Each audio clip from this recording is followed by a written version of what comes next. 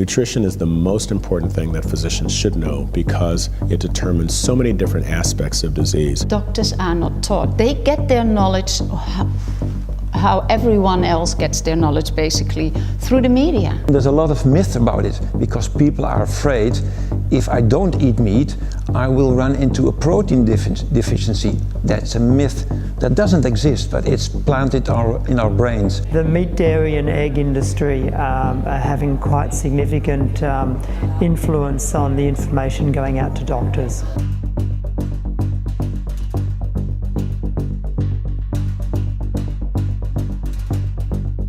Nutrition is important for medical doctors because many of our chronic diseases are related to nutrition. Doctors don't know about this, and we didn't know about this until 6 years ago because nutrition is hardly taught in medical schools around the world. So you spend 4, 5, 6 years in medical school to learn all the other things. It's a big topic. And nutrition is only taught for a few hours. In order to become a cardiologist, for example, one has to go to college, medical school, an internal medicine residency, and then do a cardiology fellowship. Throughout every aspect of that training, we get very little, if any, nutrition training. Nutrition, or bad nutrition, is behind so many of the chronic diseases that we treat. Nutrition is, in my view, essential for medical doctors to include in their practice, in their treatment of patients, because with nutrition, we are able to influence chronic diseases in a very positive way. Nutrition is the most important thing that physicians should know because it determines so many different aspects of disease. When you look at the Western world, we live longer than ever, but also the chronic diseases are still increasing. Type 2 diabetes is thriving in the world. Cancer is increasing. Many of these chronic diseases can be stopped or even reversed.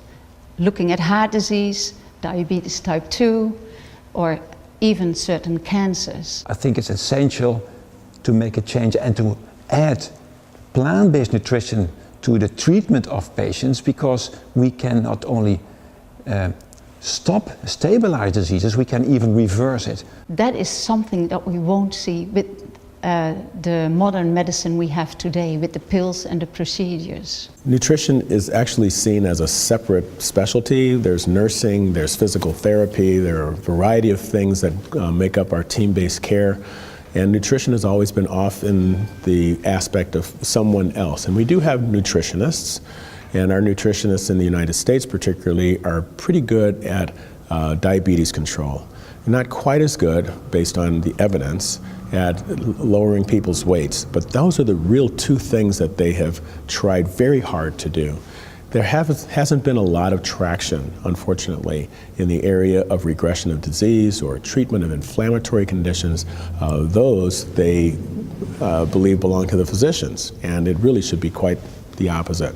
We should know more about nutrition. They should know more about prevention of a variety of disease, particularly through plant-based dieting, because the data is actually out there. A lot of the data that I quote is actually in the American Journal of Clinical Nutrition, and articles that they should be actually very familiar with, and yet we just have a handful of plant-based physicians and a smaller handful of plant-based dietitians. Doctors are not taught about it because there is a lot to learn in medical school. You have to learn anatomy, they have to learn... If you discuss this topic with people in the university, they say, well, we cannot accommodate because it's not regarded to be important. It's not yet a priority. Why? Because doctors and the universities have not understood how powerful plant-based nutrition can be. Doctors in general don't know about the power of nutrition in healthcare. Part of it's that we don't get a lot of nutrition education in medical school. But now we know, also through the WHO since last year, that red meat is a possible cause of cancer, for instance. So it's not our best friend, but doctors are not taught. They get their knowledge how everyone else gets their knowledge, basically, through the media. And the media are not educated either. And I think more recently what's happened is there's an emphasis on evidence-based medicine, where the highest level of evidence is considered a double-blind randomised controlled trial where Group A gets this tablet and Group B gets a placebo. And of course that favours high levels of evidence for drugs and that actually only have small benefits, but well-proven small benefits. I think also in recent years I've noticed in my medical magazines here in Australia that the meat, dairy and egg industry are having quite significant influence on the information going out to doctors. The difference in treating a patient with medication compared to nutrition is in chronic diseases. What the doctor will see is that the patient will get better. And for instance, if there is hypertension, the doctor will have to lower medication and eventually stop. And diabetes type 2, even when people have been for years on diabetes medication, if they are really adherent to a whole food plant-based diet, the doctor can eventually usually bring down medication and in many cases stop. So that makes that's for the patient, of course, an enormous. It's also that they don't have the side effects of medication, and also that their whole chronic disease will not progress any further. For instance, with diabetes, there are so many complications. Heart disease is the biggest one, but also blindness or kidney disease. Imagine that you stay away from all of that. There are a few conditions, and particularly in cardiology, that you're born with it. Congenital heart disease, there's nothing you can do about it. There are cholesterol conditions such as familial hyperlipidemia, and if you have those genes, you're going to have a difficult time with cholesterol management. But for the most part, I would say a good 95% at least of what we do are degenerative conditions that actually occur because of what we eat. So it's fantastic for the patient, but imagine what it would be for the doctor as well. Most of us became doctors because we want to heal. We want to treat diseases so patients can live a perfectly happy life. And with a lot of the chronic diseases, that's not the case, because we are proud of the fact that we live longer, but we live many more years probably in misery due to a lot of chronic diseases. So doctors can experience firsthand that patients get well and they feel great about it. Having a whole foods plant-based diet in your sort of medical toolkit or armamentarium of medical treatments, I guess would give you a treatment option that was actually going to get people better, because it was going to be taking away some of the causes. And so rather than just giving someone their blood pressure or diabetes tablet and gradually watching them get worse over the years, albeit more slowly if you treat them well and manage their disease well, you'd actually see some of them get better. And that would also be good for the doctor as well, because we'd actually be able to feel good that our patients were getting better. As a doctor, you want to heal patients. And with chronic diseases, that's basically not possible. They will tell the patient, these are the medications you have and you will have to use them for the rest of your life. Wow, that's quite a sentence, isn't it? And now they can heal the patient and bring down the medication and get them off medication. So satisfying for a doctor as well, that you actually can see the patient get better. Here at the American College of Cardiology, we are working on developing a larger database of review articles. Some of them are actually in review right now and hopefully will be published soon. They're really aimed at cardiologists, but this is an area where more and more literature is happening every day. You have some real gurus around the country in the United States, such as Michael Greger. He has a wonderful website. He's a family practice physician, I believe, who spends pretty much all of his time writing and reading about nutrition. You have Caldwell Esselstyn with his website, Dean Ornish with his website, Joel Furman. You have a lot of people who are dedicating themselves to getting the word out. And so there really is not a paucity of information right now, and just a Google search such as regression of heart disease, for example, will bring up a lot of these things. The question is now, how can doctors educate themselves in nutrition, because it's not really taught in continuous medical education either. Although I have to say, especially in the United States, there are now conferences specially geared on nutrition, plant-based nutrition and health. So there is the International Plant-Based Nutrition in Healthcare Conference. The last few years it was always in Los Angeles and Anaheim. But there are a lot of other plant-based nutrition conferences. PCRM, which is the Physicians Committee for Responsible Medicine in Washington, D.C., also every year has a nutrition conference. And so that's a good way, of course, to start and to get a little bit an idea. How can you educate yourself more about plant-based nutrition as a doctor?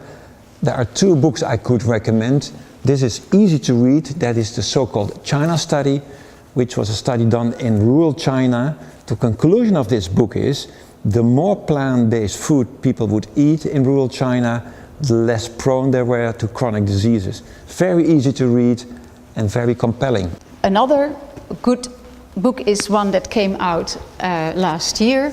It's called How Not to Die, which means not you will die in the end, but how not to die of chronic diseases and how not to die prematurely. And this book by Dr. Michael Greger writes about the 15 leading causes of death and the research behind it, what nutrition can do for it. And it has about over 2,500 references. So it's all referenced. So all the research people can find and read it themselves. And there is actually a certificate level course that you can do online to get a certificate in plant-based nutrition with eCornell. A whole food plant-based diet is a diet based on 4 groups: fruits, vegetables, whole grains and legumes. You know that you get all the nutrients you need if you eat from all 4 quadrants. The best way of consuming these foods is as whole as possible in their natural state. So don't process them too much. It's better to eat an apple than to drink the apple juice. So we get also all the fiber and all the nutrients that come with them. The only thing you would need to supplement is vitamin B12. But if you eat balanced from this so-called power plate, that's the core, that's the secret of whole food plant-based nutrition. There's no need for meat for iron or dairy for calcium. And as for protein, yes, my giant morning bowl of porridge actually meets the Australian Institute of Sport athletes post-training protein requirement of 20 grams plus. What is also a pleasant side effect of this diet, the food is rich in nutrients and very low in calories. Most of the typical Western food is the other way around. You have a lot of calories and hardly any nutrition. I always tell folks that they need to supplement 2 things when they're doing a completely plant-based diet. Number 1 is B12. And why is that? Because if you're eating animals that eat dirty vegetables. If you eat dirty vegetables, you're going to get B12, it comes from the soil. If you're a human and you're a vegetarian, you're probably going to wash your vegetables, and so you're not getting that B12. So just take a B12 supplement. Don't eat the animals who ate them. It doesn't make sense. The other thing that you have to supplement is the retirement income, because you're going to live longer. So those are the 2 things I warn people. The other nutrients are actually all there, pretty much. I mean, people will argue about some very arguable things like, oh, you've got to have omega-3 fatty acids. Well, first of all, there are vegetable sources of omega-3s. Point A and point B is that in cardiology, all of our omega-3 fatty acid trials, it'll prevent heart attack, it'll prevent stroke, it'll reduce rhythm disturbances. They all blew up, they were negative. And so that's happened with pretty much every supplement in cardiology. Vitamin C, vitamin A, notable for the fact that it increased, if the patients were in the smoking group, it increased the lung cancer rate. So we really don't recommend vitamin A in smoking. Vitamin E was another one in the HOPE trial that did absolutely nothing. Folic acid. So why am I listing all these things? Because they're embarrassingly things that we were used to actually prescribe, and we had to go back and take the prescriptions back. And when the large randomized trial said that they actually don't do any good, and some of them showed a tendency toward harm. So in terms of micronutrients, if a person is eating a whole food plant-based diet, with or without the veggie burgers and the processed soy and the processed stuff that I don't see the data, I see a lot of opinions, a lot more heat than light, okay, if you know what I mean. If you're eating that sort of diet, you're pretty much getting everything, and just watch the B12. In general, people are a little bit scared if you talk about whole food plant-based diet and eliminating all the animal products, because they are afraid that they might miss out on certain nutrients. And I understand, because generations have been brought up that we need meat and we need dairy. We need meat, the protein and the iron from meat, and we need from dairy the calcium. But think about it. How did it get in the animals in the first place? They got it from vegetables. The animals we eat are vegetarians, are herbivores. So we can eat it straight from the source instead of eating it through the middleman, the middle animal.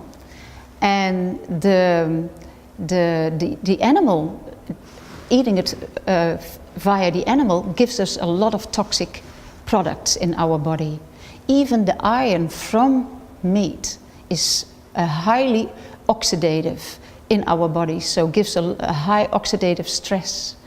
It always has saturated fats, which are not healthy, trans fats, certain hormones, where even if the animal is not being given extra hormones, it has growth hormones that can promote cancer in our body. So we should cut out the animal in the middle and go straight to the plants ourselves. There's a lot of myth about it, because people are afraid, if I don't eat meat, I will run into a protein deficiency. That's a myth.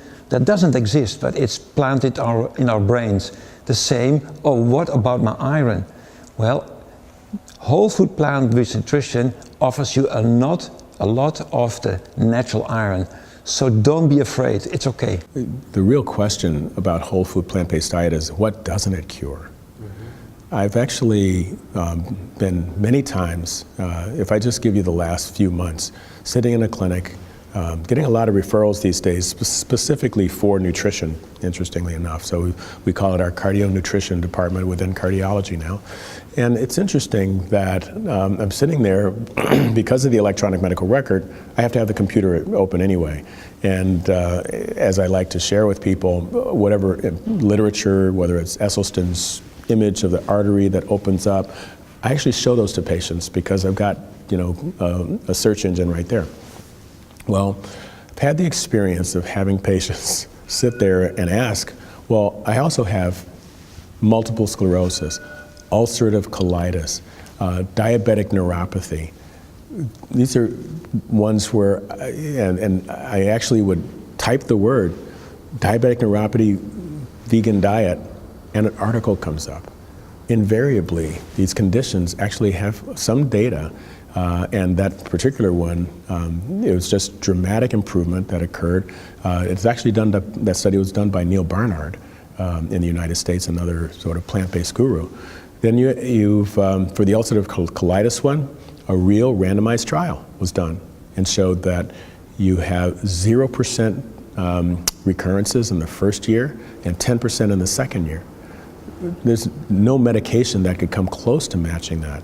So I'm really wondering at this point, everyone knows, if they're in the tennis world, about the inflammatory condition of lupus and Sjogren's syndrome, because Venus Williams had Sjogren's syndrome and wasn't able to play, and then they put her on the steroids and her joints would feel better, but then she couldn't really practice as well, and someone asked her to try a vegan diet, and she's back playing, and she's 36 or 37. She played really well yesterday. One of the problems with the Western diet the food contributes to what we call chronic inflammation.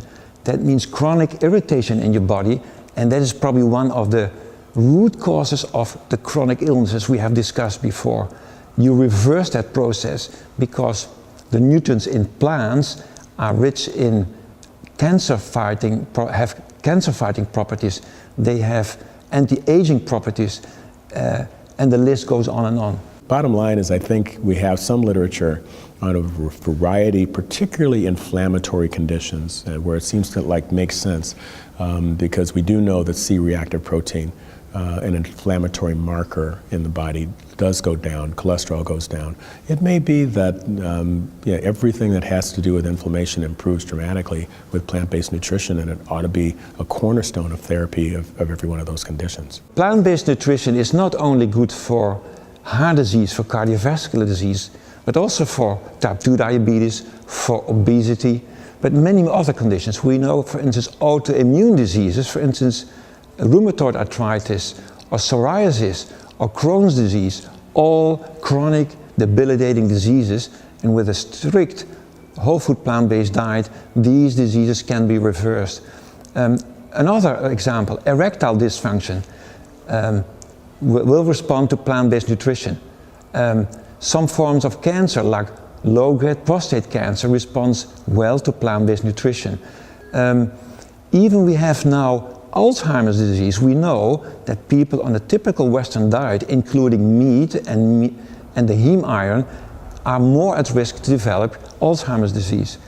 Blindness, cataract, old age blindness, the same experience, lower risk when you're on a plant-based diet, higher risk when you're on Western diet. So it's a little bit boring, but it's a very consistent pattern throughout many diseases. The beauty with a whole food plant-based diet is that it's not only healthy for people that have heart disease or diabetes, but for most of our chronic diseases.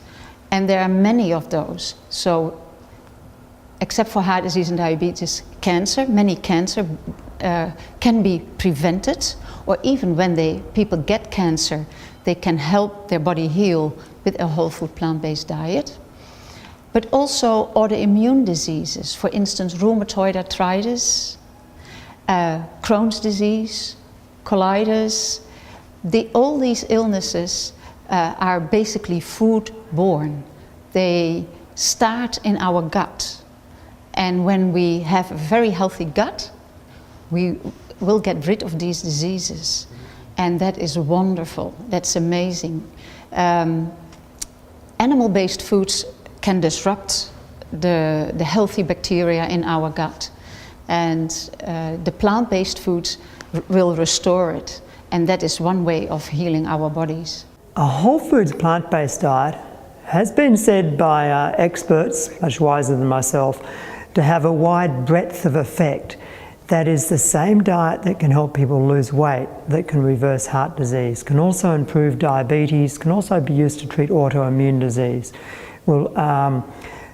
It can also be used to slow the growth or prevent cancer in some instances. We talk about whole food plant-based diet, and other people might say, yeah, so that's vegan. And in a sense, that is true. It's vegan. We are not eating any animal products. You can be a vegan and not eat any animal products because you could still be a junk vegan.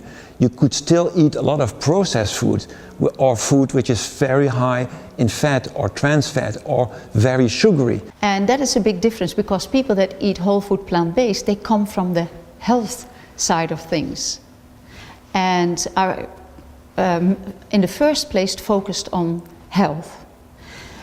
So vegans also bring it further. They will avoid any animal products in everything they use. So cosmetics, their shoes, you name it, everything they use, they don't want any animal to be hurt. For the whole food plant-based people, that might be the case, but is not necessarily the case.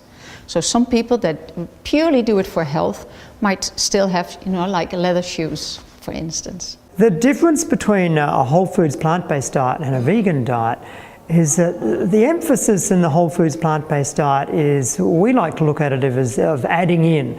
The emphasis is on eating lots of whole grains, legumes, starchy, non-starchy vegetables and fruits. Whereas a vegan diet can include, and often does include, highly processed food like vegetable oils and refined grains and processed food like vegan meats and vegan cheese. And although it could be said that a whole foods plant-based diet, I guess, is a form of a vegan diet, you can have a vegan diet that's actually not very healthy and not based on many whole plant foods at all. In the United States, this is becoming a huge business, meat replacement, animal product replacement. And so every few months, as I'm showing my patients something that they could use instead of whatever their favorite toxic animal product is, and I've actually had incredible success going to a search engine, type in vegan blank whatever, okay? And I've struck out 3 times. One woman wanted bison, a guy wanted armadillo, and a person wanted possum. There are no vegan possum products, but if you go with mainstream American diet, you can get almost everything completely replaced. Chicken is probably the biggest product, just the number of things and the number of plants that can be turned into chicken. And it's everything from mushroom protein to whole grain to soy to so I'm not actually sure I know what Gardein protein is. I think it's chickpeas perhaps, but they, multiple brands, and you can get, it sounds a little bit like that Forrest Gump movie, when he was talking about the shrimp. You really can get chicken nuggets, chicken breasts, chicken patties, chicken legs, you can get chicken anything in most grocery stores. And so the first thing I do, if I can convince them to do a whole food plant-based diet, great. If they're reluctant, I immediately go to the transition diet. Tell me what you like and I'm going to find it for you. Although most people who've changed to a whole foods plant-based diet will tell you just change overnight, changed instantly, when you ask them how they did it, most of them actually took weeks or even months to do it.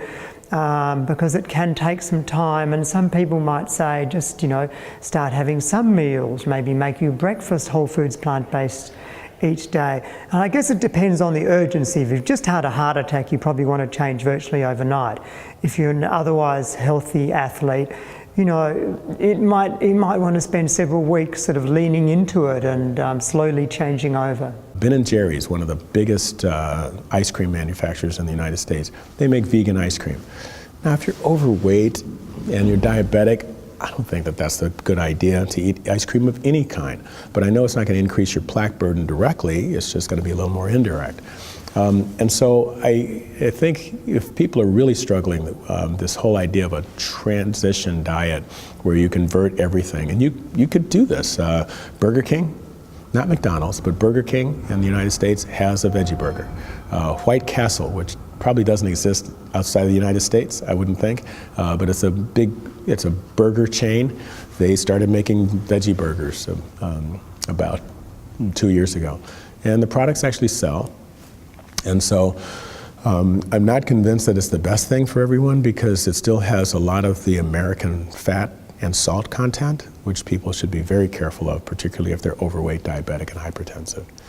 So anyway, but this is an opportunity to get people to change, get out of the idea that they're going to go to the meat counter and buy meat. They can get different kinds of cheese, all made out of plants. And if folks are fans of milk, there's an interesting thing. A few years ago, there was soy milk and almond milk, and now there's about 12 different kinds of milk. And I don't know if you can get them here in Australia, but you certainly can in the United States. I mean, things I'd never heard of. Rice milk, okay. Hemp, okay. And so, there must be a massive amount of money in this business because people are really going into it. And but it does give us an opportunity to get away from the animal products, so I welcome it. I think the greatest challenge with changing to a whole foods plant-based diet is eating out and having other people prepare your food. I've had patients who are You know, sort of pretty ordinary middle-aged guys who live at home and are not very complex about their cooking or anything, and they say to me, look, at home this is really simple. It's so simple to cook whole foods, plant-based. But then as soon as you start going out to restaurants or cafes where other people start preparing the food, suddenly there's oil poured into everything. The grains are often refined. There are all these processed plant foods in there rather than whole foods.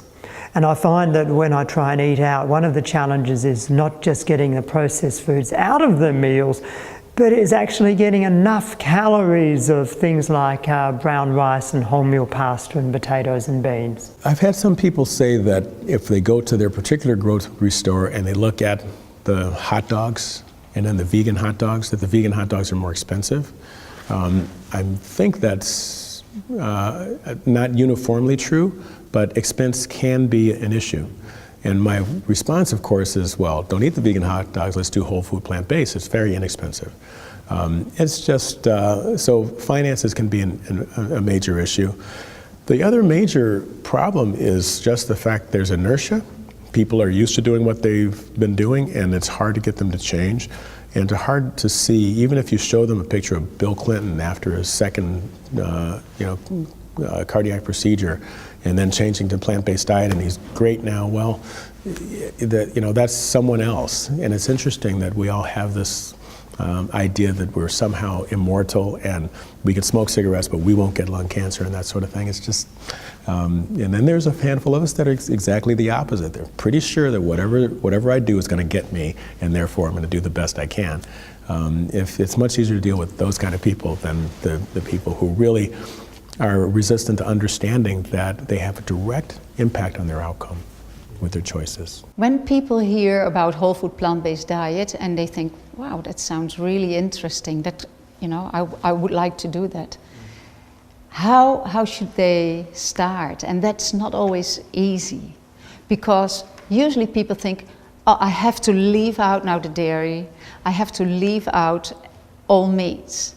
So now there is a big gap on my empty place on my plate. What do I do now? And yeah, it's not easy. I think the Physicians Committee for Responsible Medicine, pcrm.org, is a really good website to start off with. Very comprehensive information on all sorts of issues related to this way of eating and your health. Also for pregnant women, for lactating women, the babies, so that's all been addressed. They also have a 21-day Kickstart program. It's all for free, you only have to register. It starts every first of the month, and I think that's a really good and also fun way, because they have good videos, they have certain celebrities that talk and are also involved, so I think that would be a good approach. Furthermore, in Australia, we have a really good website, very comprehensive information and quality information there. It's called wholefoodplantbasedaustralia.com.au. And there is also, for people that are on Facebook, a very supportive Facebook group called Whole Food Plant-Based Aussies.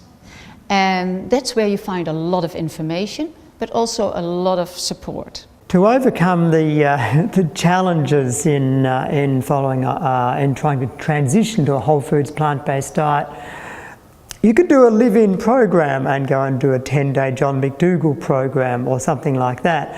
But I guess it might mean mostly cooking your own food within your own family for a period of time, and starting to regard going out as more a social event and being less dependent on the food you might get when you go out. How can a whole food plant-based diet lifestyle reverse heart disease? It's too good to be true, but it's true.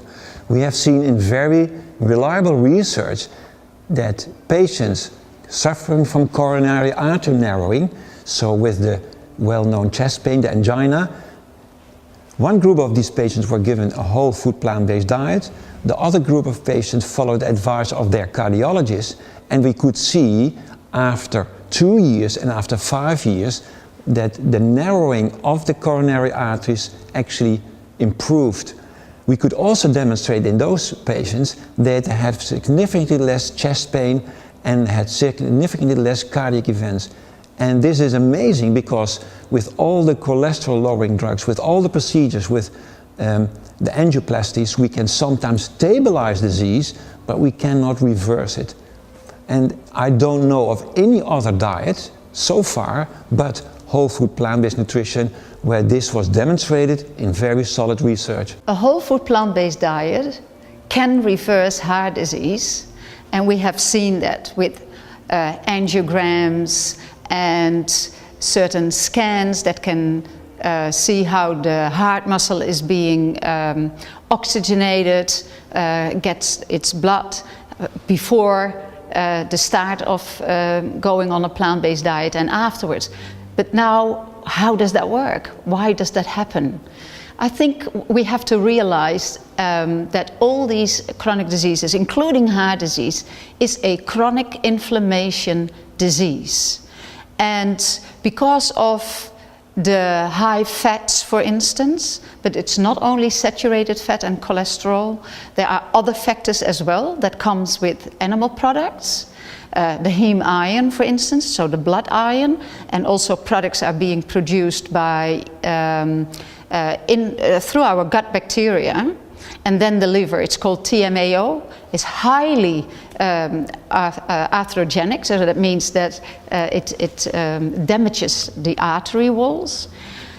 When we take away these inflammatory components from our diet, then the body gets the opportunity to heal and starts just cleaning out the garbage, basically. So now, because if you keep eating this, it's breakfast, lunch, dinner, you know, every time we are hurting our bodies with every meal. When we stop doing that, then the body gets the chance to start healing. And then the body can really do a really good job, and very quickly. And they start cleaning out these plaques. I think when there are really old calcifications, that might be really hard to clean them out, but they won't hurt you. They will stay there. That's not a problem.